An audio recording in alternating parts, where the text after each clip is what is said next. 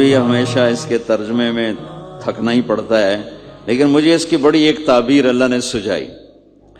کہنے لگے، میں اس کا ترجمہ یوں کرتا ہوں، کہنے لگے ابو معبد میں تمہیں کیا بتاؤں، میں نے ایسا انسان دیکھا مجھے لگا جیسے 14ویں کا چاندی کپڑے پہن کے زمین پہ آ گیا، تو مجھے یوں لگا 14ویں کا چاندی زمین پہ کپڑے پہن کے اتر آیا۔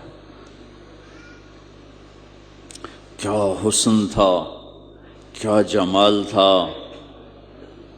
کیا خوبصورت بھویں تھیں، کیسا ماتھا چوڑا تھا، آنکھیں کیسی حسین تھیں، ادعج اشکل احور اہدب اکہل انجل ابرج۔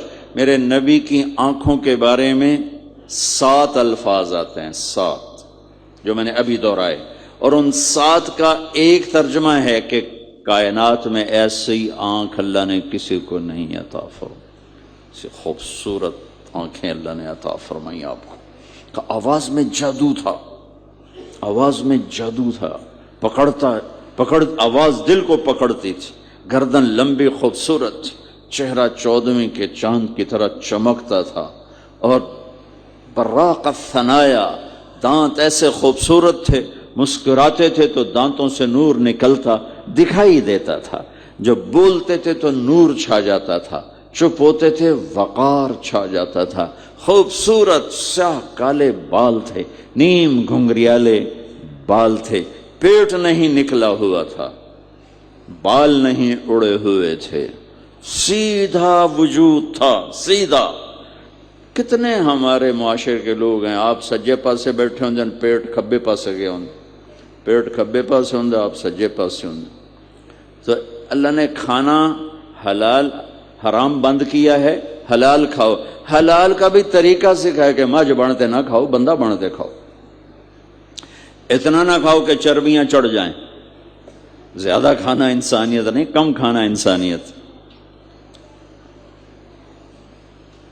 بیچ میں بات آگے کہہ رہا ہوں، میرے نبی نے کہا سب سے بدترین برتن جسے انسان بھرتا ہے اس کا پیٹ ہے، سب سے بدترین برتن جسے انسان بھرتا ہے اس کا پیٹ ہے۔ اور اگر تم نے کھانا ہی ہے اور تم کہتے ہو نہیں میں نے کھانا ہی ہے، تو 3 حصے کرو، ایک غذا کے لیے، ایک پانی کے لیے، اور ایک ہوا کے لیے، ایک حصہ چھوڑو، ساری زندگی بیماری نہیں آئے گی۔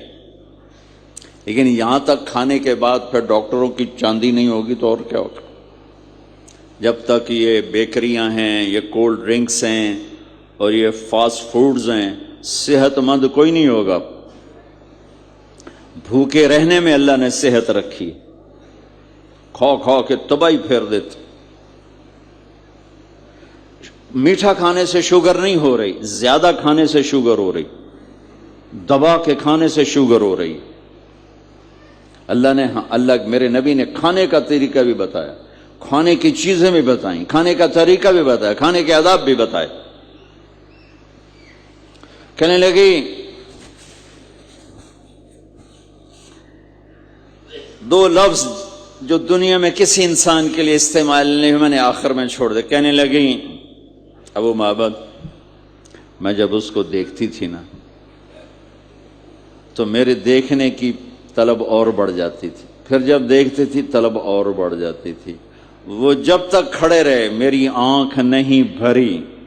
وسیم وسیم وسیم، ابو معبد میں جدھر سے دیکھتی تھی حسن ان کا غلام تھا، ہاتھ جوڑ کے کھڑا تھا۔ قسیم قسیم، قسیم اسے کہتے ہیں جس کو چاروں طرف سے حسن و جمال نے گھیرا ہوا ہو، اور وسیم اسے کہتے ہیں جس کو دیکھ کے نہ دل بھرے نہ آنکھ بھرے۔ دنیا کا ہر حسن تھوڑی دیر دیکھنے کے بعد خوبصورتی ختم، کشش ختم۔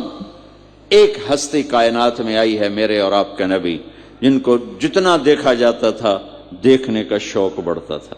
ام عائشہ بیٹھی کپڑا سی رہی تھی، سوئی گر گئی، تھوڑا سا اندھیرا نظر نہیں آ رہی، ہمارے نبی کمرے میں انٹر ہوئے تو آپ کے چہرے کے نور سے سوئی چمکنے لگی تو آپ نے سوئی کو اٹھایا ہے۔